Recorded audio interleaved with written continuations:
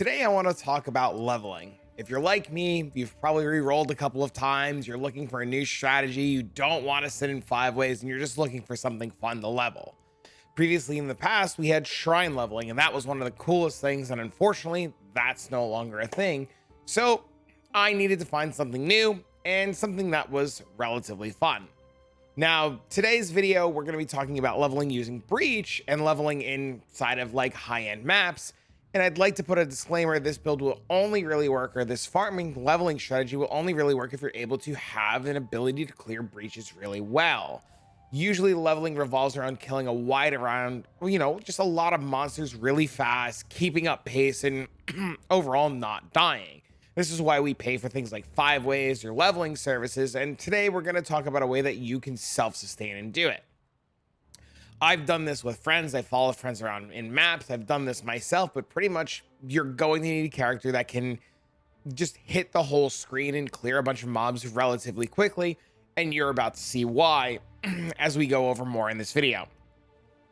Today, we're going to be talking, like I said, about Breach, and our Atlas tree is going to be pretty much straightforward. We're going to be taking a lot of map effect modifiers. We want to scale our maps so that we have more looks at loot and just more monsters and more everything. We're going to be taking shrines. Shrines are really good and a big essential part of the strategy today, as they're both going to be giving us effects that help us clear the map in a timely manner and give us a ton of extra monsters.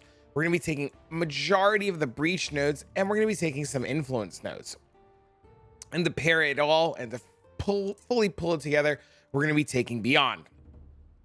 Essentially, we want to have as many opportunities to contain Breach as we can, and our breaches do scale the amount of monsters that they spawn in them. So you'll see these two little nodes here have more magic monsters.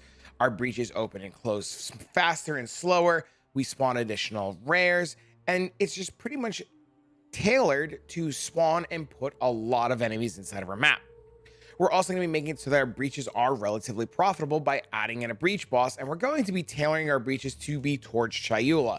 Chayula is the most expensive of the breach zones, so getting more splinters towards Chayula and more of just that will give us more overall profit towards what we're trying to do. Leveling can be profitable and can be pretty good. You can get a ton of breach zones and a ton of breach splinters. And if you're a little bit lucky, you can get some breach uniques to fall from breach bosses. I've had, some Chayula weapons fall, a Chayula jewel fall, and it's something that you can do.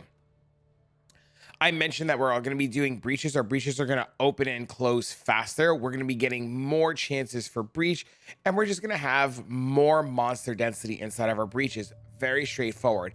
The nodes that we're not taking the extra nodes for different breach bosses. We really only want Chayula. It is the most profitable of the breaches. We don't want extra breach splinters to be falling. They're really not going to be doing us any good. Like, yeah, you could pick up the breach splinters if you really want for a little bit of extra currency, but that's not the full everything that we're going for.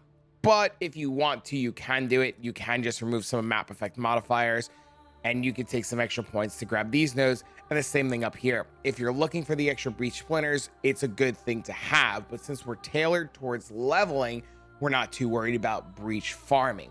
Though, like I mentioned, there are things we are going to be wanting from breach, and we'll get there.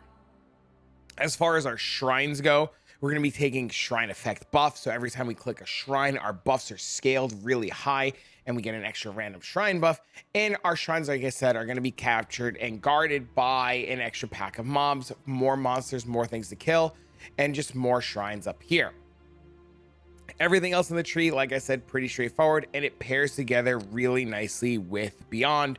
Beyond just becomes more monsters that we can kill. We attract more and more Beyond demons. We make it so that the boss never spawns, so that we always have Beyond on our map. And we just get lots of extra stuff and the opportunity for Beyond currencies to fall because they're relatively expensive and can give us a little bit of extra profit. This node, actually, we don't want. There was an extra node. I don't know how we don't want that. We'll take Shrine Duration here, which has to be really nice. I'm so glad. I can't believe I missed that. We also are pairing our Beyond demons to have additional divination cards drop because you never know. Maybe you end up getting something really good. Today's strategy I have done on a couple different maps. I have done this strategy on, where is it? I have done them on Jungle Valley and I have done them on Dunes. I have done this on City Square. There's a lot of really good options. It really kind of comes down to you. I think my preferred map for this strategy is going to be Dunes. Dunes is a nice wide open layout and makes things really easy. There's also not a lot of trees, and the current build that I'm playing just can get really stuck on trees and makes things relatively annoying. Before you do this strategy, if you have a main character, I would suggest moving a div card using the Forgotten Seer to a location that you want. So in my case here, you'll see that we have moved Divine Beauty over to Dunes, and I've actually gotten a ton of Divine Beauties doing this.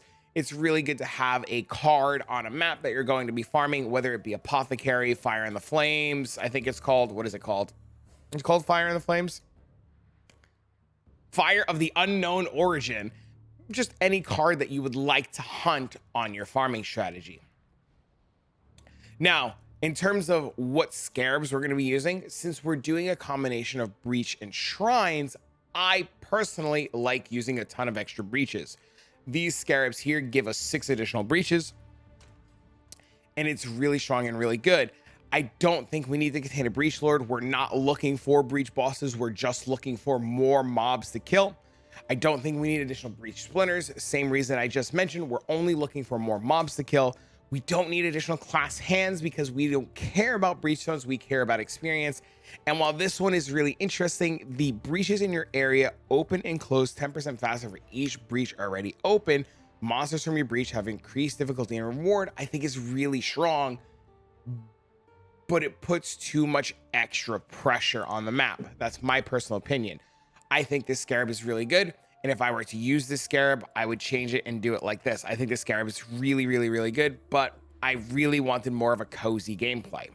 We are going to be pairing this with 2 evolving shrines. Now, at first, I didn't know what this was, what this did, and Twitch chat explained it to me, and I did a little bit of research, and I pulled up the POE wiki. The evolving shrine says, whenever a monster is killed under the shrine effect, it has a 5% chance to revive with a higher rarity. So if I were to click the evolving shrine and kill a white mob, it will come back as a magic monster, and magic monsters will evolve into a rare monster. So this pretty much says when I run my map, if I have the evolving shrine and I have shrine effect and shrine duration, any mob that I kill because of the shrine can be resurrected. So I can kill a white mob 2 additional times.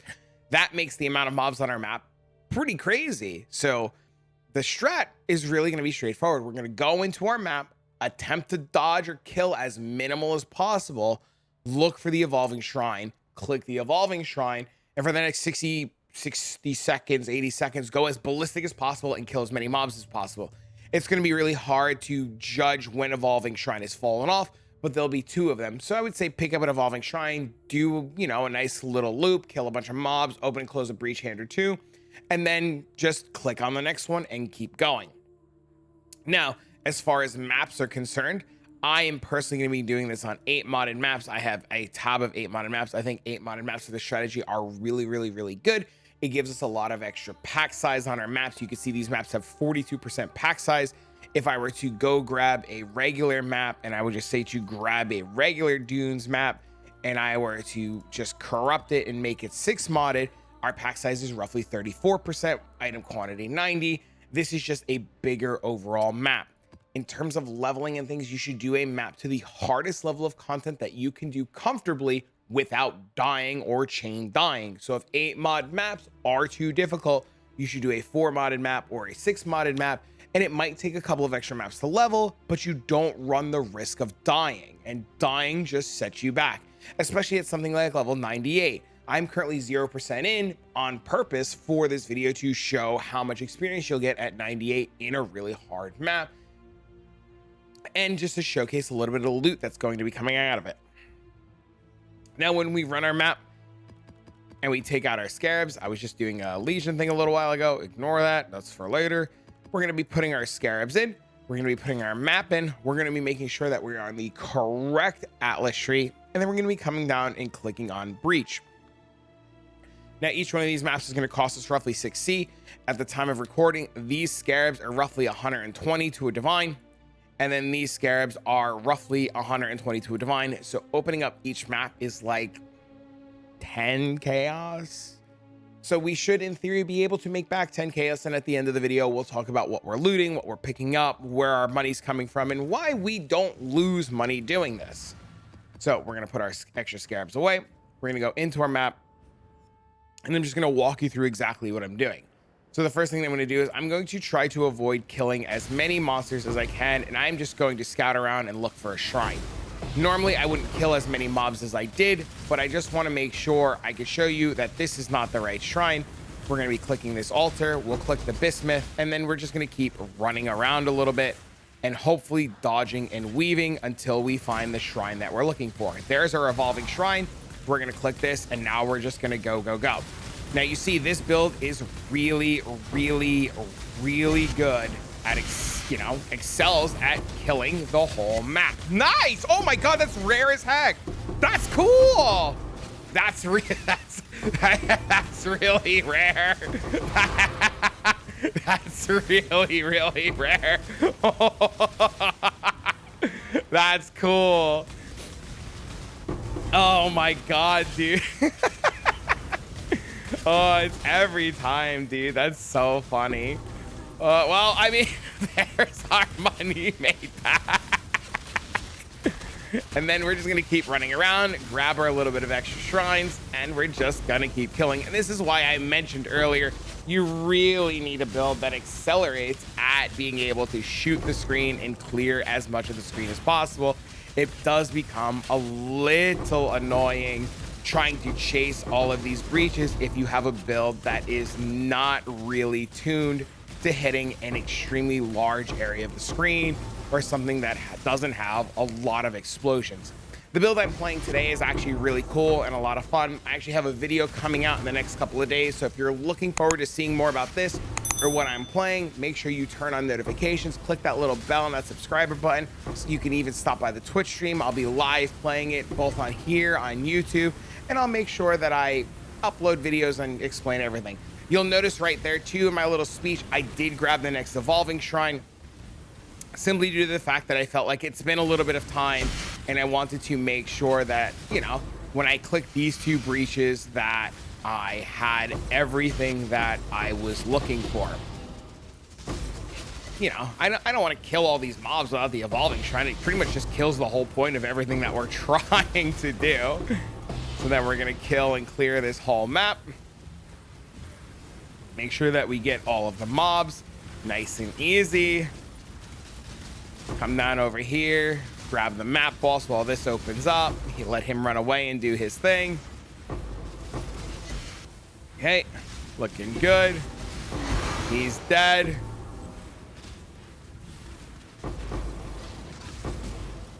And there you go. That's the whole map. Just like that, we've managed to clear the entire map, 0 monsters remaining, and now we get to run around pretty safely and collect all of the loot, and pretty much just get to walk away with what we managed to get from our map. You see there's some tainted jewelry, there's some scarabs, some more tainted, not jewelry, tainted, tainted currencies, a little bit of random scarabs, and one of the biggest things that we're going to get from all of this, and one of the things that I really recommend picking up will be all of these breach rings. These breach rings can actually make you a ton of money while you're running this strategy, and I really recommend you pick them up. If you've never seen these breach rings before, or they're not currently on your filter and you're going to be leveling like this, you should 100% turn them on. The breach rings can actually be used in a vendor recipe, or you could sell the breach rings on the marketplace and make a lot of money back. I think 60 breach rings this league, because of the challenges roughly divine, they might actually be a little bit more, and individual breach rings sell really well. The big reason why breach rings are so important is they're used inside of a vendor recipe to create an item called a grasping mail. If you don't know what a grasping mail is, I have a couple of videos on this channel that go over breach rings, farming breach rings, grasping mails, and what they're good for. But to save you a little bit of time, essentially you can vendor 60 breach rings and they will give you back an armor called a grasping mail. This grasping mail will be unidentified and will have a unique modifier on it. Some of these modifiers are worth a lot of money and some of them are not worth a whole lot.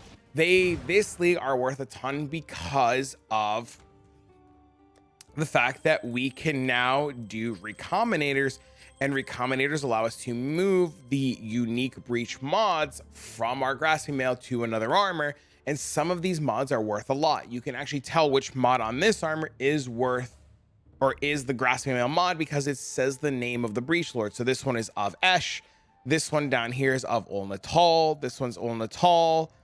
This one is, where is this one? This one's Tool. This one's Ul Natal. And sometimes you get really crazy combinations. Like this one is extra fire, extra cold attack speed. I don't think this is ever going to sell for this. Usually if you get armors overcapped by cold, armors overcapped by fire, or armor or evasions overcapped by cold, armors overcapped by fire, global defense. There's a couple other ones. They're actually worth like 10, 15, 20 divines each, and you can make like pretty good money just selling the breach rings. Now, if you're looking for a way to not lose experience and you're looking for a way to really make this farm and grind really comfortable, this Omen of Amelioration, which I completely forgot about until I saw one die or saw one drop, will prevent 75% of your experience loss. You can have a bunch of these on you. These are roughly 3 to a divine, but these will protect your experience and just pretty much overall good to have. 7 div divine teardrop. This thing is so rare. So rare. But to just bring everything together and to just showcase these breach rings, like I had just mentioned, if we take them all and put them into our inventory to vendor, we will see the process of what I had just mentioned. So let me grab 60 of them and give you some rules about breach rings. Breach rings, when I put them onto the vendor now, will showcase an item, and you will not see that item until you have all 60 rings in the inventory window to sell. So you see here, we put all 60, it shows us the grasping mail. The eye level of the grasping mail is based on the eye level of the lowest ring that I put in here. So what a lot of people like to do is, you see I have 83 and 84 rings. They like to separate out the rings, make a pile of 83, a pile of 84, a pile of 85, and a pile of 86. But for the showcase of this video, I'm not going to waste that kind of time, and I'm just going to take all the 83s and the 84s, mix them all together, and sell and get a grasping mail. Grasping mails unidentified will be what you're given back. When I identify it, it will showcase to me what I got on here. So Arctic armor is increased by reservation. That's of Tool. Additional physical damage reduction while stationary. That's Ul Natal. And I can use the Awaken POE trade to check the individual modifiers and see if any of them are worth money. Unfortunately, in this case, none of them were worth money. Now, something I really want to point out, these armors are usually something that somebody will try to scam with. If I take 5 of them and I vendor it, it will give me an unidentified one, and I can then put this on the market and try to sell it. The catch is, when I do this and I get a new one and I identify it, these will not have the breach mod. So I don't recommend, period, ever buying unidentified breaches, because of the fact that it's very, very easy to scam people. And well, we want to just put the word out so nobody gets scammed. The only time I would ever in a million years buy these is if my buddy like MB was just like, hey man, I farmed a bunch of these, or my buddy Bearded Wise, who I know does this all the time, is like, hey, I farmed a bunch of these, I could sell them to you. But if you don't know the person, they don't have a good reputation, and it's just some random Joe Schmo off a trade, do not buy unidentified grasping mails. You will, odds are, get scammed. But that's it. That's breach. That's farming. And you can see that map gave me 4% experience at level 98. That's pretty good.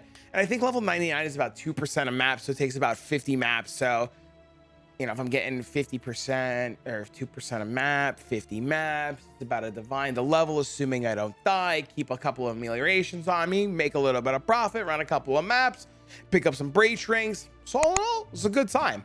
But like I had mentioned, if you have any questions about the farming strategy, you want to know a little bit more, you want to hear about this character, make sure you click on that bell icon, turn on notifications, follow me here, Twitch, Rumble, everywhere that I've been putting videos, and I'll be getting more videos out to you guys. And if you have anything you particularly want to see or something you would like me to try, please leave a comment down below. I'll look into what your suggestions are, and I'll see if I can make it happen. But for now, friends, I'm going to get this video out to you guys, and I'll see you all in the next one.